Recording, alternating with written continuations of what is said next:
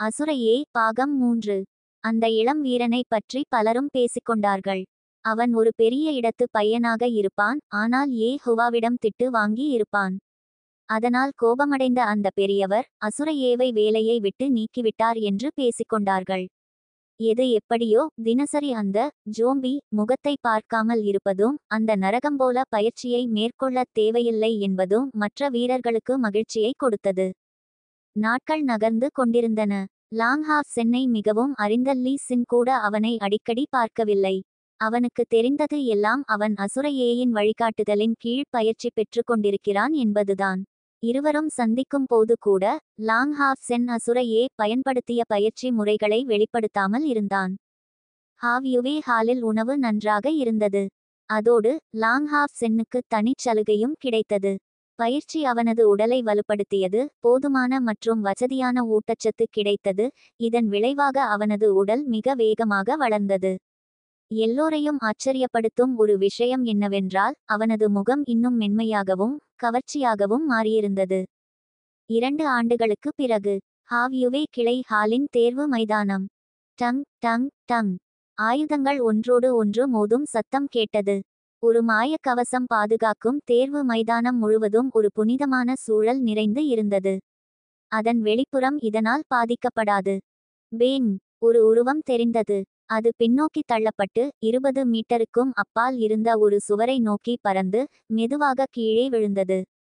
அடிபட்டு பறந்து விழுந்த அந்த உருவம் சுமார் 1.7 மீட்டர் உயரம் இருந்தது. அது மிகவும் திடகாத்திரமாக இருந்தாலும் அதே நேரத்தில் மிகவும் ஒல்லியாக இருந்தது.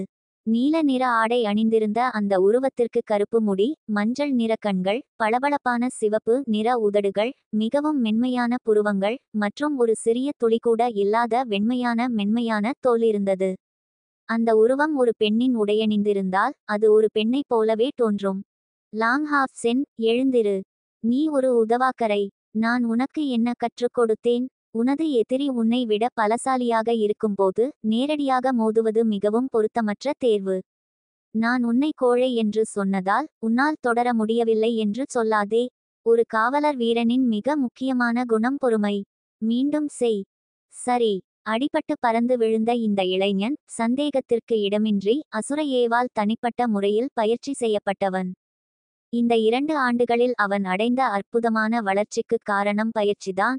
லாங்ஹாஃப் சென்னின் தந்தையுடன் அசுர ஏவை ஒப்பிட முடியாது என்றாலும் அவனது வழிகாட்டுதலின் கீழ் பயிற்சி பெற்றபோது லாங்ஹாஃப் சென் மெதுவாக உணர ஆரம்பித்தான் அசுர ஆசிரியர் தன் தந்தையை விட பல விஷயங்களில் வித்தியாசமானவர் என்பதை.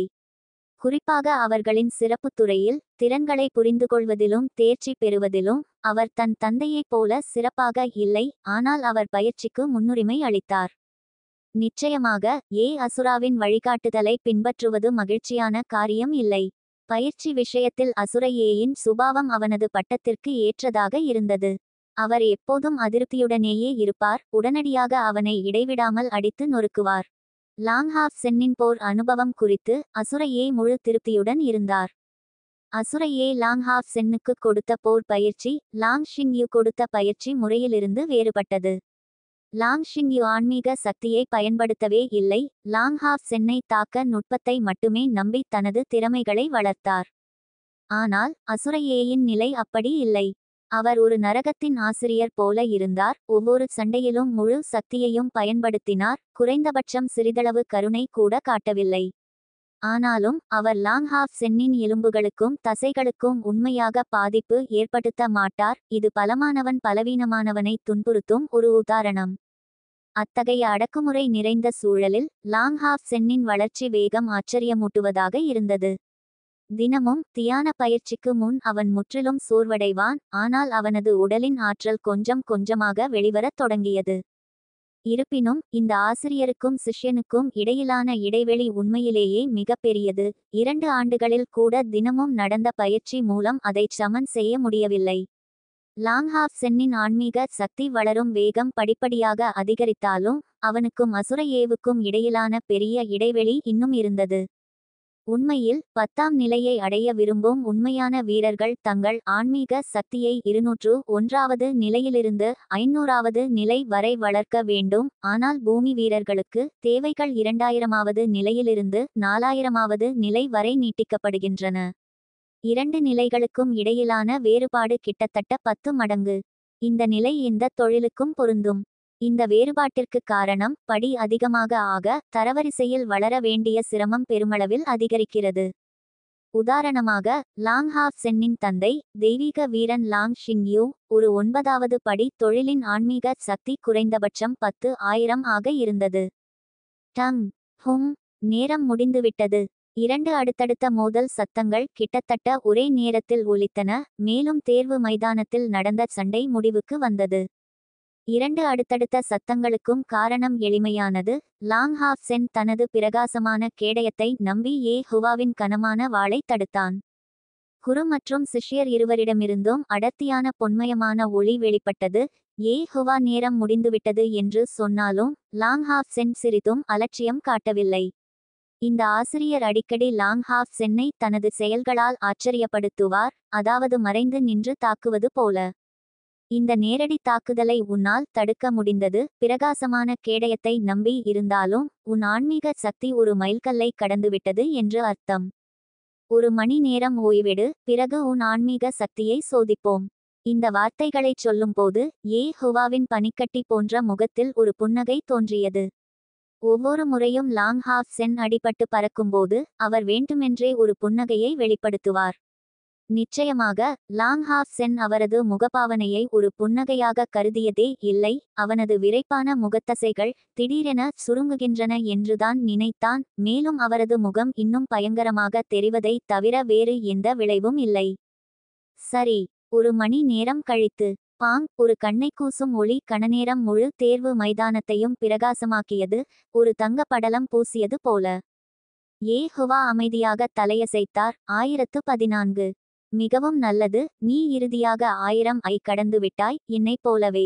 நான் 6 ஆண்டுகளுக்கு முன்பே எனது 5வது படி 5வது நிலையில் எனது முன்னேற்றத்தை நிறுத்திவிட்டேன். எனது தற்போதைய ஆன்மீக சக்தி நிலை தோராயமாக 3000 ஆகும்.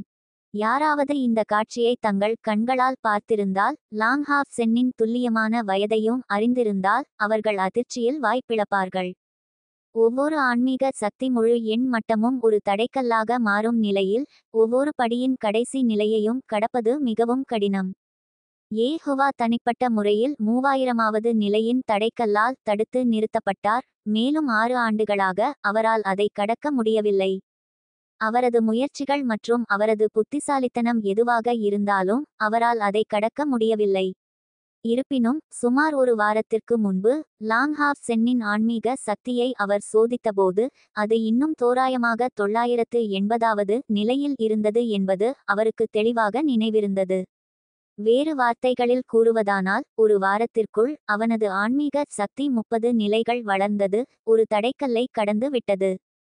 ஹாவ் சென், இந்த சில நாட்களில் நீ பயிற்சி செய்யும்போது ஏதேனும் மந்தமான உணர்வை உணர்ந்தாயா? ஹுவா கேட்டார்.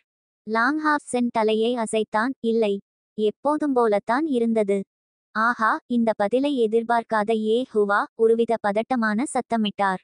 லாங் ஹாவ் சென் பக்கத்தில் சலனமின்றி நின்று அவரையே பார்த்தான். அவனது ஆசிரியரின் முகத்தில் இந்த மாதிரியான வெளிப்பாட்டை அவன் பார்ப்பது இது முதல் முறையல்ல. சிறிது நேரத்திற்கு பிறகு ஹுவாவின் மனம் ஒருவித நிலையான நிலைக்கு திரும்பியது. அவன் குளிர்ந்த குரலில் சொன்னான், திரும்பி போய் உன் பொருட்களை எடுத்துக்கோள், நாளை என்னுடன் வெளியே செல்ல வேண்டும். சரி. லாங் ஹாவ் சென் தனது பிரகாசமான கேடயத்தையும் கனமான வாளையும் எடுத்து வைத்து கொண்டான். மரியாதையுடன் தனது ஆசிரியரின் முன் ஒரு வீர சலாம் செய்துவிட்டு திரும்பினான். நுழைவாயிலில் மறைந்து கொண்டிருக்கும் லாங் ஹாவ் சென்னை பார்த்த ஹுவா வானத்தை பார்த்து உரத்த குரலில் துக்கத்துடனும் கோபத்துடனும் கத்தினார், இந்த வானத்திற்கு எல்லையே இல்லை. கெட்ட வானங்களே, நீங்கள் நாய்கள், நீங்கள் மனிதாபிமானமற்றவர்கள்.